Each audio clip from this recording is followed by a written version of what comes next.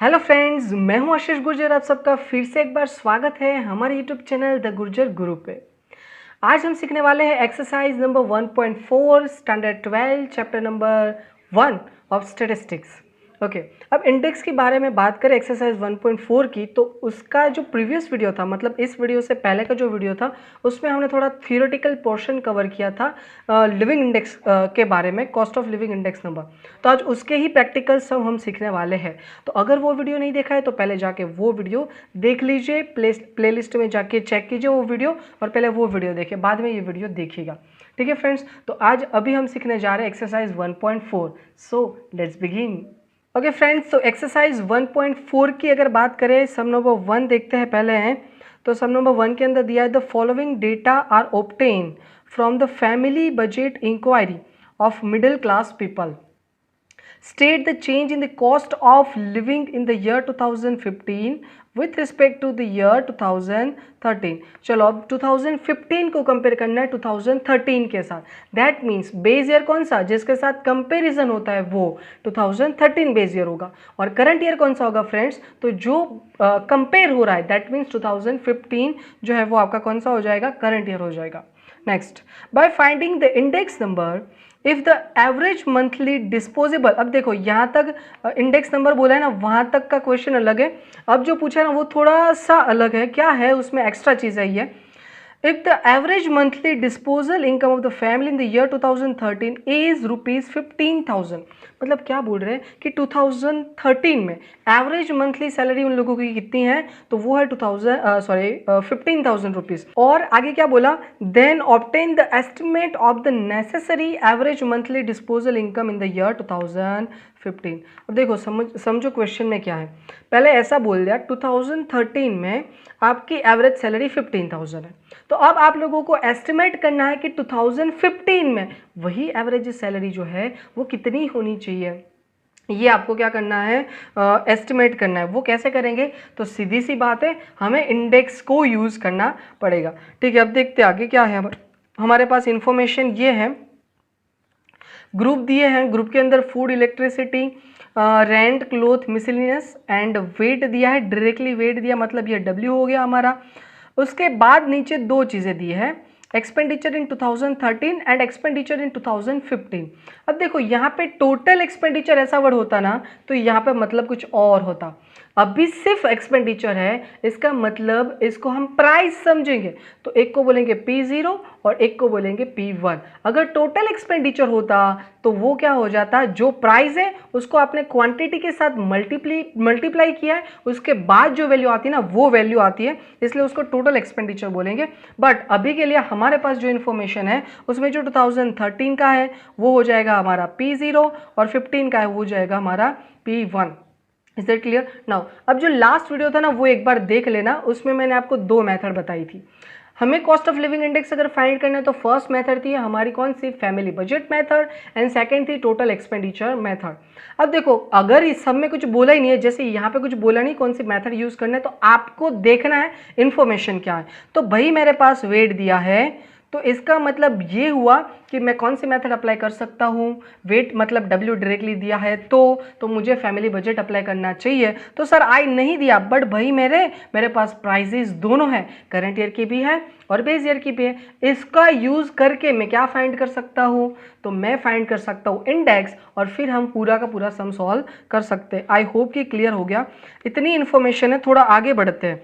Okay, तो हमारे पास ये है कि मेरे पास जो दिया था वो मैंने लिख दिया है, ग्रुप दिया था, वेट दिया था, ठीक है। फिर जो 2013 का एक्सपेंडिचर दिया था उसको मैंने P0 बोल दिया। फिर जो 2015 का एक्सपेंडिचर दिया था उसको हमने P1 बोल दिया।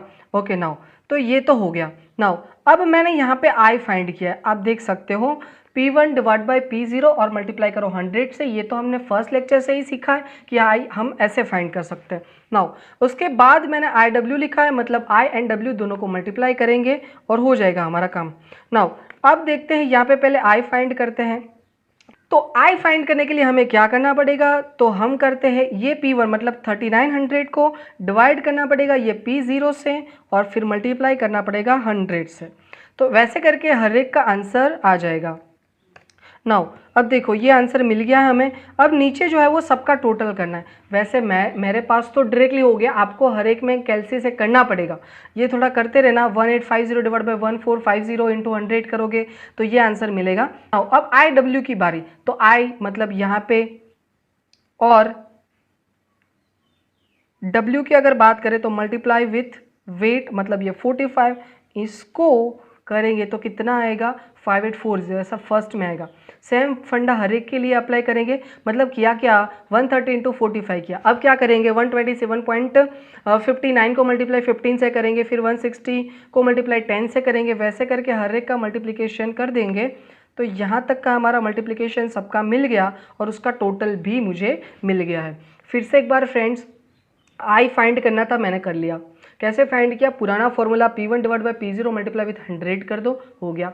आई डब्ल्यू फाइंड करना था, वो भी कर दिया। कैसे किया, आई को और डब्ल्यू को मल्टीप्लाई कर दिया। ये दो चीज़ें मुझे मिल गई है।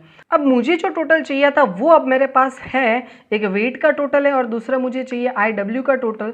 वो दोनों ही टोटल मेरे पास है। ठीक है, नाउ आगे बढ़ते, अब फॉर्मूला अप्लाई कर देते। तो फॉर्मूला मेरा क्या है, ये रहा, index number by family budget method. देखो सर यहाँ पे तो कुछ बोला नहीं था, फैमिली बजट यूज़ कर रहे हैं, क्या यहाँ पे टोटल एक्सपेंडिचर यूज़ कर सकते हैं? यस कर सकते हो आप लोग। थोड़ी सी प्रोसेस लंबी हो जाती है। जो आपका डब्ल्यू है ना वो P0 Q0 ही है, आपको Q0 फाइंड करना पड़ेगा। थोड़ी प्रोसेस लंबी है इसलिए वो नहीं किया है, और ऐसा कोई एक्स्ट्रा मार्क्स नहीं मिलेगा कि जो प्रोसेस लंबी होगी वो प्रोसेस करोगे तो। इससे जो इजी होता है वही अप्लाई करना है। इसका फॉर्मूला हमारा क्या हो जाएगा, तो sigma I W divide by sigma W. Now अब यहाँ पे वैल्यू लिख देते हैं हमारे पास। सिग्मा आई डब्ल्यू की अगर बात करें तो वो कितना है 13563.79 है, और उसको हमें डिवाइड करना है 100 से। ठीक है, तो हमारा आंसर कितना हो जाएगा, सीधी सी बात है 135.64 आंसर हो जाएगा। 63 के बाद 7 है इसलिए एक प्लस हो जाएगा, तो ये हमारा आंसर हो गया। अब देखो इंटरप्रिटेशन थोड़ा कुछ और है। यहाँ पे एक और क्वेश्चन था, ऐसा बोला था 2013 की अगर बात करें तो हमारी जो इनकम है वो कितनी थी 2013 में 15,000। तो 2015 में इनकम कितनी होगी ये हमें बताना है। तो उसके लिए मैंने क्या लिख दिया है, इंडेक्स इन 2013 100। 2013 बेस ईयर इसलिए उसका इंडेक्स ऑलवेज कितना होगा, वो 100 होगा। तो 2013 की इनकम कितनी थी, तो इनकम इन 2013 कितना था 15,000 का इनकम था। ठीक है, और इंडेक्स इन 2015 कितना हो गया, जो अभी हमने फाइंड किया 135.64। तो उस टाइम पे इनकम कितनी होगी ये हमें फाइंड करना है, मतलब क्रॉस मल्टीप्लिकेशन हुआ। तो क्रॉस मल्टीप्लाई करते हैं 135.64 को मल्टीप्लाई करना पड़ेगा 15,000 से, और हम उसको डिवाइड कर देंगे 100 से। तो देखो यहाँ पे ऐसा ही कुछ मैंने लिखा है 135.64, उसको मल्टीप्लाई किया 15,000 से और डिवाइड कर दिया हमने 100 से, और जो हमारा आंसर आया वो आंसर है हमारा 20,346। इतनी इनकम होनी चाहिए। तो जो क्वेश्चन पूछा था उसका आंसर कुछ लिख दिया मैंने यहाँ पे। Thus necessary average monthly income in the year 2015 equals to 20,346। भाई आपकी जो इनकम है वो 15,000 थी 2013 में, बट हमारा जो इंडेक्स है वो 35.64% इंक्रीज हो रहा है। तो हमारी सैलरी भी कुछ इंक्रीज होनी चाहिए। तो इंक्रीज होने के बाद हमारी सैलरी होनी चाहिए 20,346। Is it clear? I hope कि क्लियर हो गया है। अब देखते हैं क्वेश्चन नंबर 2। तो इसके अंदर दिया है हमें find the index number for the year 2014 by the method of family budget. फिर से एक बार यहाँ पे क्लियर लिख दिया है उन लोगों ने, कौन सी मेथड आपको यूज करनी है, फैमिली बजट। तो सर क्या मैं यहाँ पे टोटल एक्सपेंडिचर यूज कर सकता हूँ? नहीं कर सकते। क्यों? क्योंकि यहाँ पे आपको क्लियरली बोल दिया है आपको कौन सी मेथड यूज करनी पड़ेगी, फैमिली बजट ही यूज करना पड़ेगा। ठीक है, कोई बात नहीं, देख लेते हैं। From the following data about the prices and consumption of the food item and interpret it. यहाँ पे भी इंटरप्रिटेशन बोला है, अगर बोला है तो कंपलसरी करना पड़ेगा, मार्क्स कटेंगे, नहीं बोला है तो चलेगा। नाउ तो हमारे पास जो डेटा है उसमें आइटम्स है, ठीक है सर, घिसा पीटा ईयर 2010 और 2014 है, तो जाहिर सी बात है 2010 हमारा बेस ईयर होगा, तो उसकी जो इन्फॉर्मेशन है वो हमारी जीरो की होगी। मतलब क्वांटिटी जो है ना वो Q0 हो जाएगा और प्राइस जो है वो क्या हो जाएगा फ्रेंड्स, P0। यस, आप लोग सही हो। और 2014 का जो प्राइस है वो कितना हो जाएगा, P1। आई होप कि आप लोगों का ध्यान यहाँ पे ही है और यही चीज़ आप सीख रहे हो। नाउ अब ये चीज़ हमारे पास टोटल जो दे के रखा है उसको मैं एक टेबल में लिख लेता हूँ। अब देखो यहाँ पे वैसे तो सब कुछ दे ही दिया है, हमें क्या फाइंड करना है, देखो फैमिली बजट दिया है, तो मुझे क्या, मेरे पास क्या होना चाहिए, सोचो। तो पहले तो फैमिली बजट के लिए मेरे पास होना चाहिए आई एंड डब्ल्यू। कहीं पे भी आई दिया है, नहीं दिया। कहीं पे भी डब्ल्यू दिया है, नहीं दिया। क्या आई फाइंड कर सकते हो? यस सर, कर सकते हैं। कैसे फाइंड कर सकते हो? तो आई फाइंड करने के लिए आप लोगों को फॉर्मूला पता है, तो P1 divide by P0 multiply कर दो 100 से।